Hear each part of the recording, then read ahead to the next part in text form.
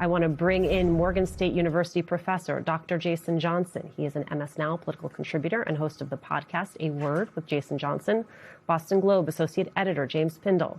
Amanda Litman is president and co-founder of the organization Run for Something, and Michelle Goldberg is an opinion columnist with the New York Times. All right, James, let's talk about the process here. The party seems to be waiting for Plattner to drop out in order to announce their next move. But Plattner, his campaign, they want to know the process before he drops out. How does all of this resolve?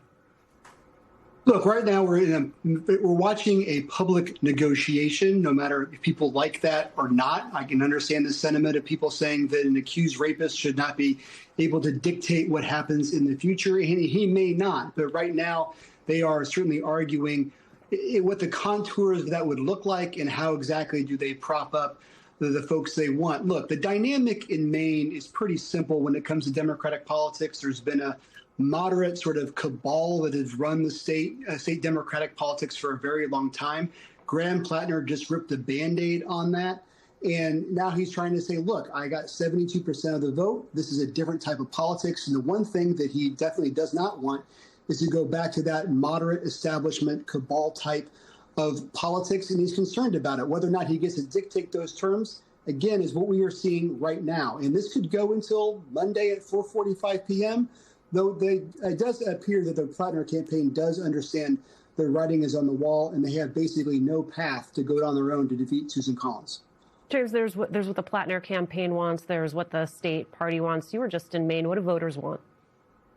Look, they're very conflicted. What Democrats want, my house is 6 minutes away from Plattner's house in Down East Maine. But look, what Democrats want is to defeat Susan Collins. That is definitely the goal. And while I understand the sentiment of these two dynamics at play within the Democratic Party, which you see, frankly, all around the country, there is a certain cynicism here. On the one hand, Plattner does not trust the state Democratic Party to have his back or to put together a process that won't lead to more an establishment Mills type of person. At the same time, if they do, at this point, just 100 or so days away from the general election, pick the most electable candidate, it's my read that a lot of the folks who are big Plattner backers will obviously fall in line and not support Susan Collins.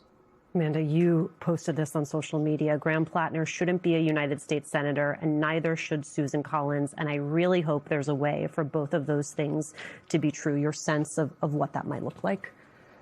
I think this is a moment where we have to make sure we're building a process that Maine voters can be a part of. I think what James was saying was absolutely right. They do not want Susan Collins. They want something new. There's a reason that Plattner was able to get something like 1% of Mainers volunteering for his campaign. He galvanized people, even with everything they knew about him during that primary. So when we look forward to what comes next, there has to be a process for Maine voters to feel like they have some buy-in for who's going to fill that seat. Because it is too dangerous for Susan Collins to win re-election. Especially because there seems to be sort of the ghost of Biden-Harris pass haunting this process. There's sort of some distrust within the party itself. Well, and I think that's what Plattner was able to capitalize on, that people do not trust the party institutions. They do not want to feel like a candidate is being opposed from some elite up top. They want it to come from them.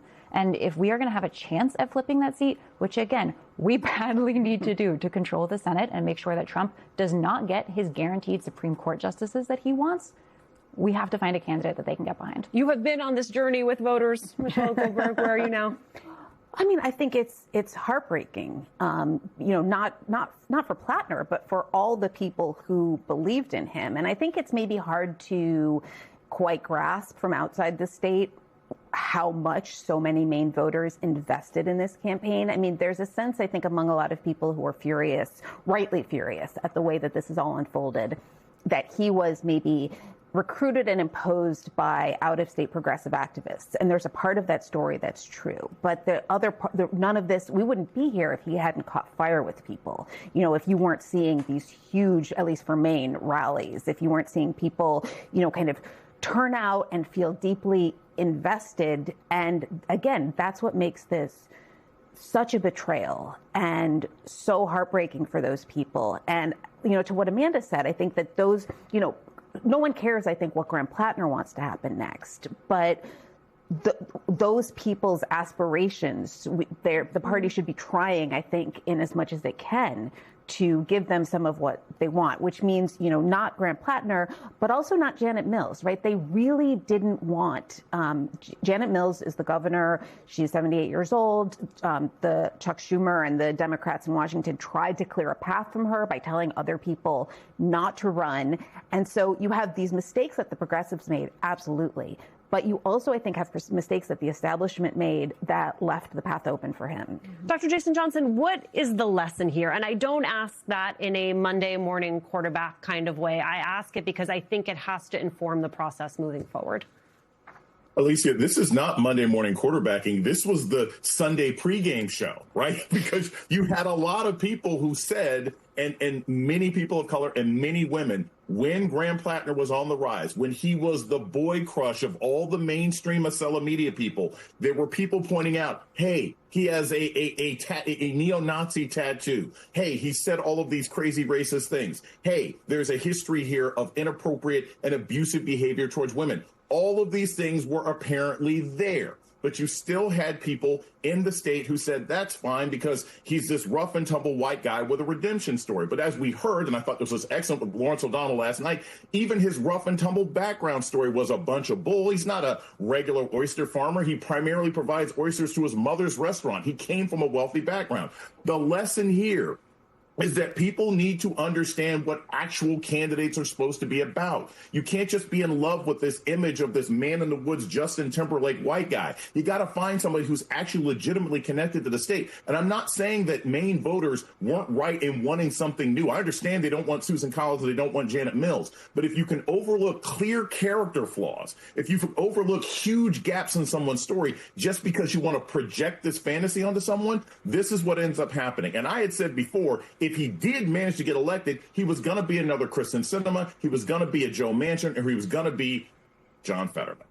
James, as this conversation now turns to who could potentially replace Plattner should he formally drop out, the internet had a lot of ideas. One of those ideas was noted historian Heather Cox Richardson, so much so that she decided to make her Substack video about this very topic. Take a listen. I am not a good candidate for the Senate race in Maine. Running for elected office is not my skill set. Or rather, running, I think I could probably do, but actually doing the job is a different thing. And that's not a skill set I have. Aside that the same people who were sort of fan fictioning her into running also think she would in fact be excellent and that her skills are applicable. I wish I saw that humility from more people whose names were in contention. Talk us through who is still at this moment a potential replacement. I mean, it was interesting. I mean, she makes $1 bazillion doing what she does, and she has tenure. But, you know, if you go around to the main Democratic, say, local websites for their town or their county, they say subscribe to Heather Cox Richardson's newsletter. She's popular with the base, and she's like really good friends with Janet Mills. So that it was fun. But look, let's get real here for a second. The folks you have on the screen are sort of the main contenders. Remember, this is going to be a 2-week sprint.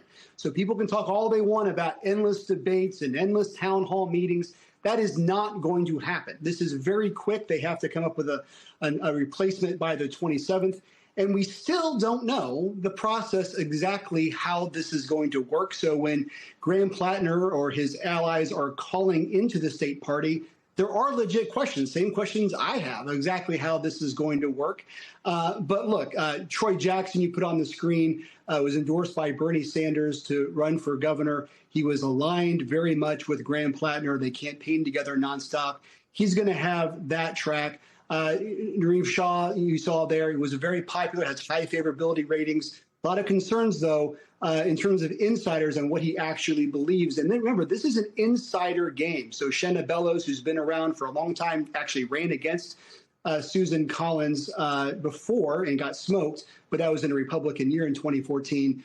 She's a Secretary of State, ran for governor, obviously very popular, too. So there's going to be a number of folks in this mix, but I think that's pretty much a finite list of who could be possibly in contention. But hey, who knows?